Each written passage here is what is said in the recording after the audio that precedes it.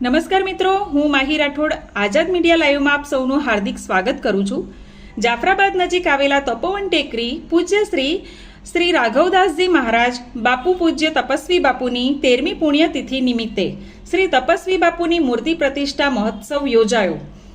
આજ તારીખ 7/2/2024ના રોજ જાફરાબાદ નજીક આવેલા તપોવન ટેકરી પૂજ્ય શ્રી રાઘવદાસજી મહારાજ બાપુ પૂજ્ય તપસ્વી બાપુની 13મી પુણ્યતિથિ નિમિત્તે આજરોજ સવારે 8:30 કલાકે મિત્યાળા મુકામેથી બાપુની ભવ્ય શોભાયાત્રા કાઢવામાં આવી, જેમાં આજુબાજુના ધર્મપ્રેમી જનતાએ લહાવો લીધો અને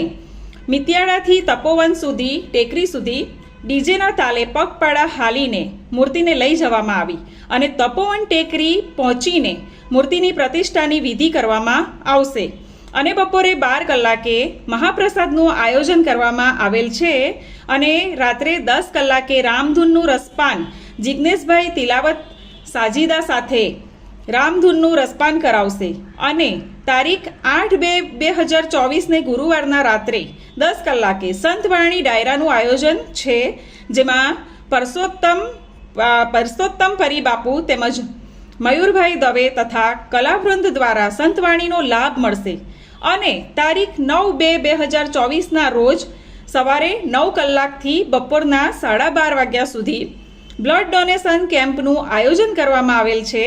જેમાં ભાવનગરનું બામણિયા બ્લડ બેંકની કેમ્પ રાખેલ છે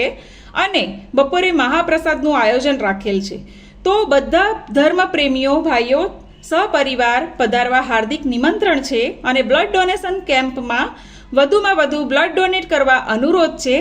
રિપોર્ટર ભગવાનભાઈ ભરવાડ, આઝાદ મીડિયા લાઈવ, જાફરાબાદ।